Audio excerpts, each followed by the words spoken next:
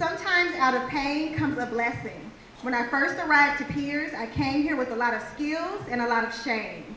I was ashamed that I was out of work and had to move back home with my mama in my 30s. And after living a fun and successful independent life as a news producer in Los Angeles, and I had a lot of fun, I had to come back home. But even more so, I was ashamed of my diagnosis with depression.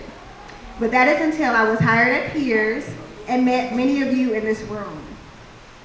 You give me hope. You make me laugh a lot. You are walking blessings that prove recovery is real, and people with mental health challenges can do just about anything. You've taught me that it's not about mental illness, but it's about mental health. And you've helped me learn more about myself and love myself on a deeper level. And I want more people to have this feeling of hope, so I try to channel that energy into the Mental Health and Wellness Radio podcast, which you can find on peersnet.org/radio. I always gotta plug the show. I've loved media all my life. My first interviews were with my teddy bears, Cabbage Patch Kids, and Superman poster. I wanted to be a journalist to give people who aren't often heard a chance to share their stories.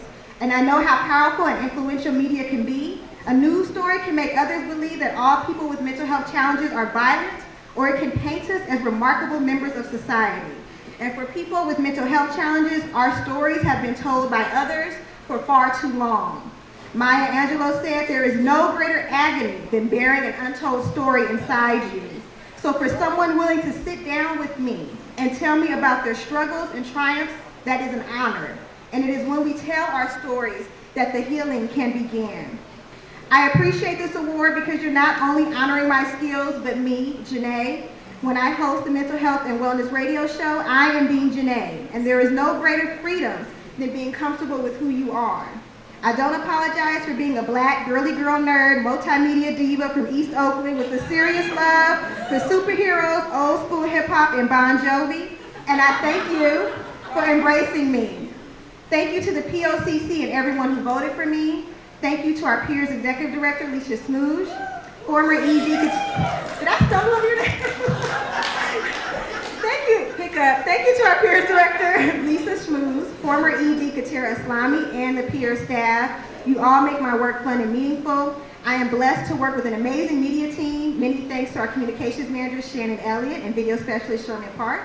And I'd also like to acknowledge Joe Anderson and Black Men Speak, because you guys make my days interesting when you come into the office.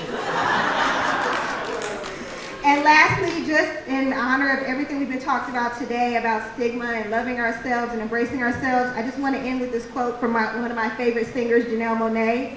She says, "I've learned through my journey that perfection is often the enemy of greatness. Embrace what makes you unique, even if it makes others uncomfortable." Thank you.